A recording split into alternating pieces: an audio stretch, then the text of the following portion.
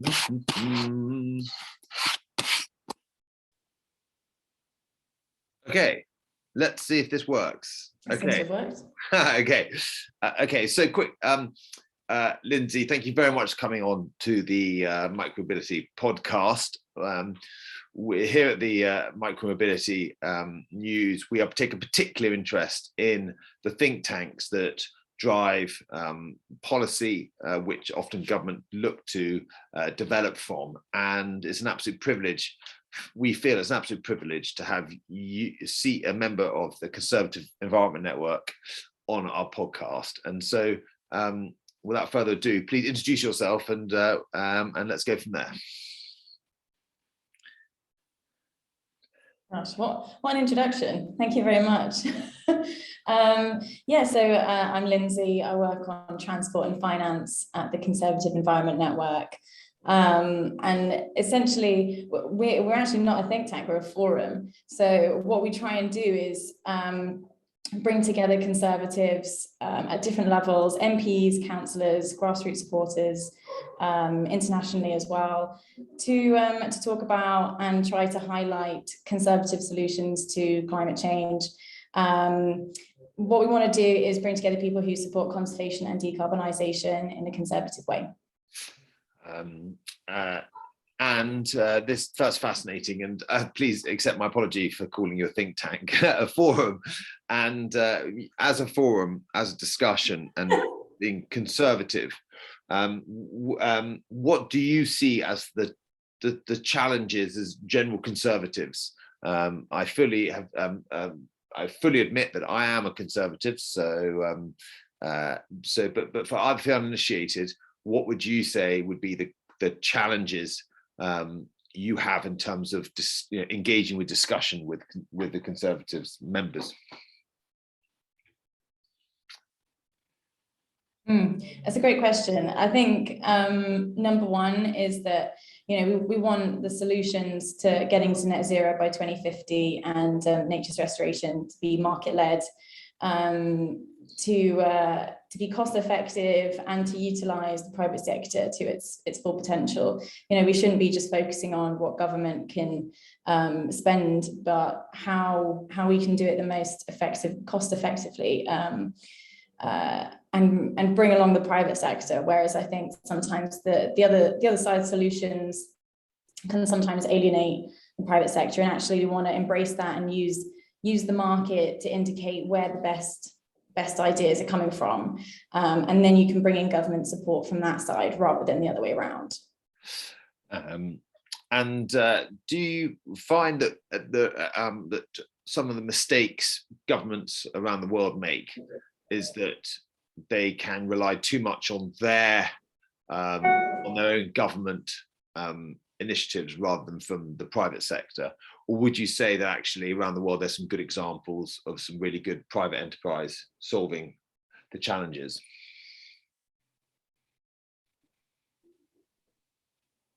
I think that, there definitely are some good examples out there.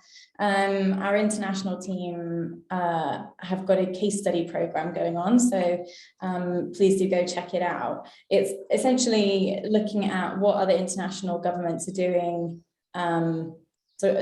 which centre-right international governments are doing to provide climate solutions. They've looked at Norway and their EV program. I think there's potentially a project in Italy which they've looked at. I can't remember off the top of my head.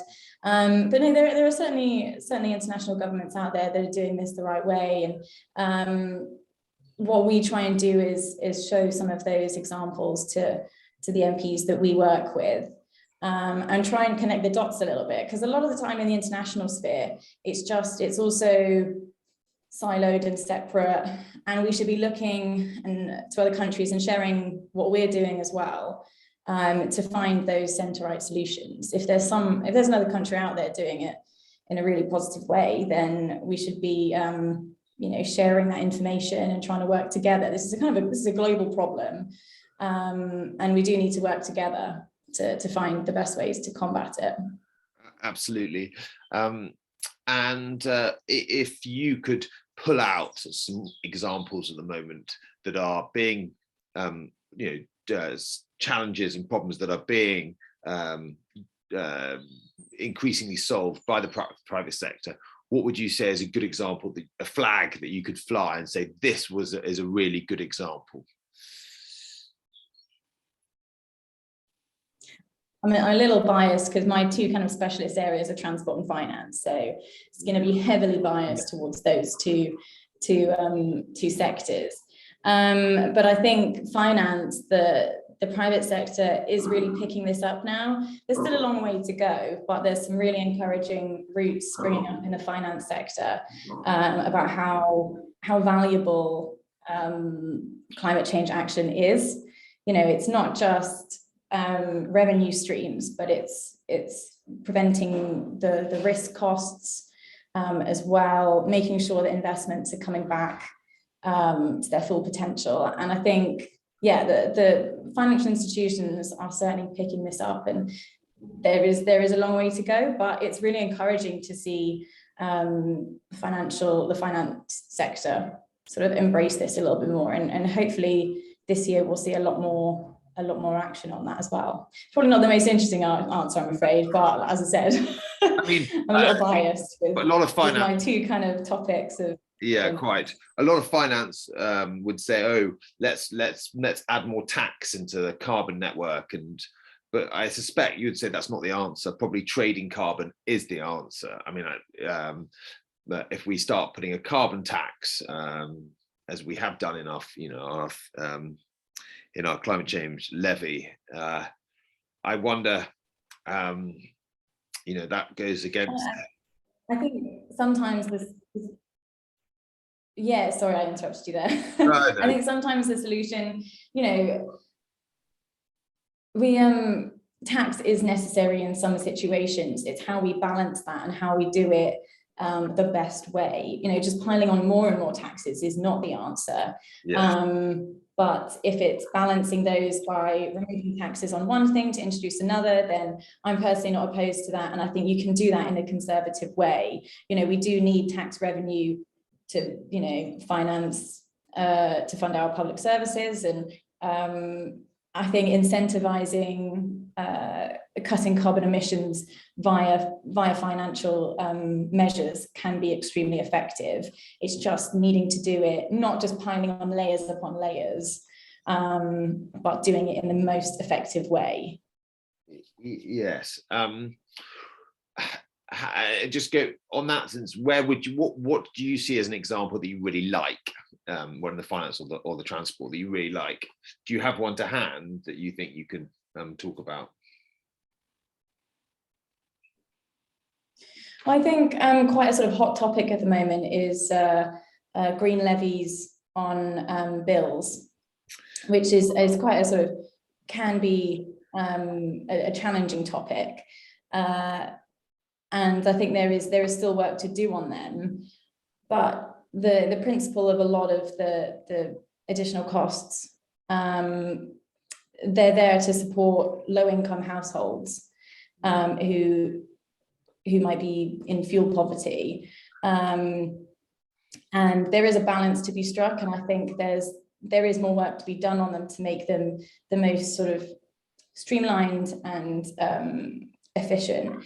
But the baseline principle is that sometimes we do need these extra costs for fairness. Yeah, I mean, it's difficult, isn't it, to know what to do when it's a levy. It is also seen as a tax as well, so it's quite complex. As you said, there's more work to do.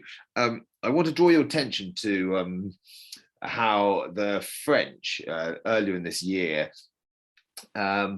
required car companies to, in their advertisements, in the similar way as cigarette firms said that it is dangerous for your health to smoke cigarettes, is actually the adverts for car companies said that they needed to illustrate that there are alternative ways to travel, which is an interesting one because that's not tax, is it? Well, I suppose it's tax because it's a bit of the advertising space. It's not financial tax, but it's there's tax on space, but it's still it's less 101 tax, if that makes sense. But we are in a position now where the French, for all their strengths and weaknesses, have beginning to understand that cars and traffic in general has unforeseen costs to it. And would you advocate something like that in the UK?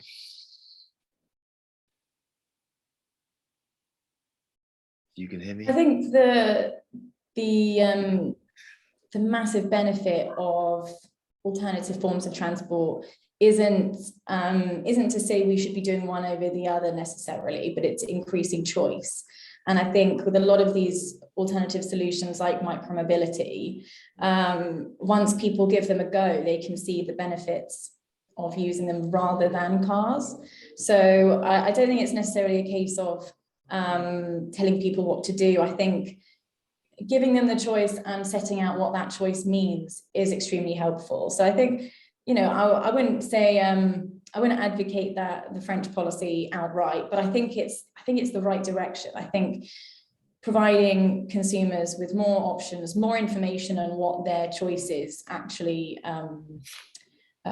result in, be that carbon emissions or convenience, cost, what all of these extra things, active travel, micromobility, shared transport, what they provide is choice for consumers, and that's only a good thing. Absolutely. In this country, we have, our car-dominated culture stems from pieces of legislation that were built in the 80s and 70s and 80s and maybe earlier, and in particular the 1988 Transport Act. And I am campaigning, and Micromobility is campaigning to make sure when that law is changed next year, the plan is with Baroness Veer, who's leading it, that they go as far as they can to liberalise and deregulate the definition of what a tax vehicle is, which would mean that e-scooters, obviously e-cargo bikes, e-bikes, will all become legalized with a decent amount of kilowatt hour power. At the moment, it's a pithy 250 kilowatts an hour, which is tiny, and in Europe it's 750. But once we liberalize it, it'll mean that a whole range of the innovation will pour in to this area, and it's something that when it will have unintended consequences with the rapid uptake of e-bikes and e-scooters in the last 2 or 3 years. And I think it's going to be a really good example of how, how government can just slightly edge out the way of what is going to a problem that will solve itself, if that makes sense. And I'm really excited to see this. Yeah, I think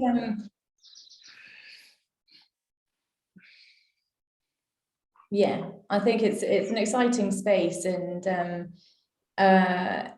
expanding the idea of what vehicles we use and what counts as this vehicle or that vehicle. I think it's quite exciting. Powered light vehicles, 2-3-wheelers, is an area of policy that I think is kind of lacking, and DfT recently put out some next steps for them, which is a really interesting read.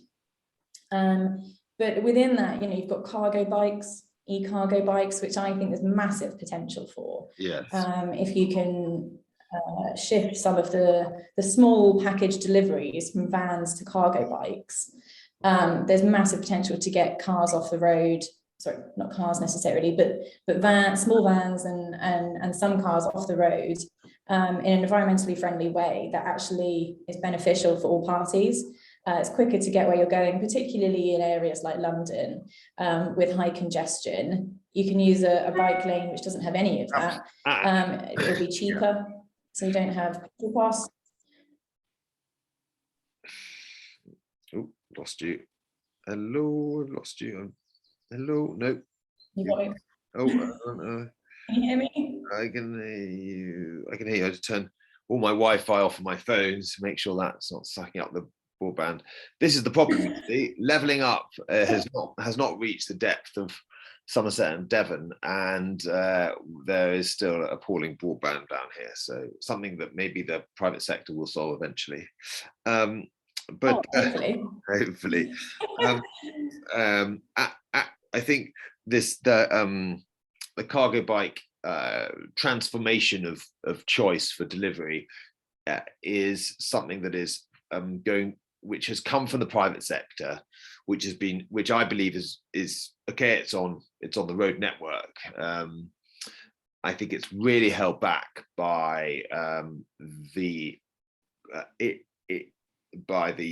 laws that define what a car is. As you know, a cargo bike would not pass an MOT, and yet nearly all cargo bikes are sold with dampeners on them to make sure they're not sold over the power. And so the 1988 Transport Act was, when this was built, this act had huge lobbying from the car industry to make sure that very little innovation could happen down at the low end. Obviously, the Treasury were happy, because more tax, more insurance means more VAT, means more income for the Treasury. So, but now we have innovation and huge usage bumping up against the that 1988 Transport Act, and in a similar way, it's like the mobile phone industry back in the 90s and the 80s. We were using a very small amount of the electromagnetic spectrum because of laws, and so we had to change the law to allow more mobile phones, and then the e-payment acts and various other things. Anyway, I digress, because this is really all about SEN, not micromobility. Would you see, does SEN have a, I suppose politically, what are your long-term goals? I think all MPs and councillors should be members of SEN, shouldn't they? Because absolutely, yes, definitely. Yes, because every, certainly Conservatives, we're all interested in the environment. So I cannot see why not all of them are not members of CEN. And I, for one, when I see them, I will make sure I campaign for them to be a member of SEN. What a wonderful advert. Yeah, why not? Exactly. Like it's an obvious thing. And so many of the challenges that we face from the environment can be solved by the private sector. It just needs engagement with the private sector. It needs the government to at times to just provide the forum and the structure. And hopefully that's what you guys, you do so well. So it's exciting to see. Do you have any reports that I can publish alongside this podcast that I could publish around, certainly around mobility? Well, we don't really do any reports. As we're sort of like a forum, what we do is we talk to the experts, put it into Tory-friendly language, and try and find the most conservative-friendly policies within that, and put those forward to see what the MPs that we work with think. And vice versa, they do a lot of the same. They come to us with ideas, and we go out and find whether it's viable, talk to think tanks and NGOs, and try to find a way forward. So we don't actually put anything out research-wise, but our website is full of resources. Yeah. So we've got councillor briefings on transport and nature, and our MP network does a lot of work as well. From our MPs write fantastic articles on climate and nature. Yeah. I'd say to answer your very first point about what our long-term goal is, I think in a nutshell, get to net zero by 2050, restore nature, to get to a place where we're putting biodiversity loss back on track, stopping that and reversing it. But overarching both of those kind of two core themes is doing it in a conservative way, from a political standpoint, if we don't do it, the other side is, and it's not going to be, as I said, the most cost-effective, market-friendly way of doing it.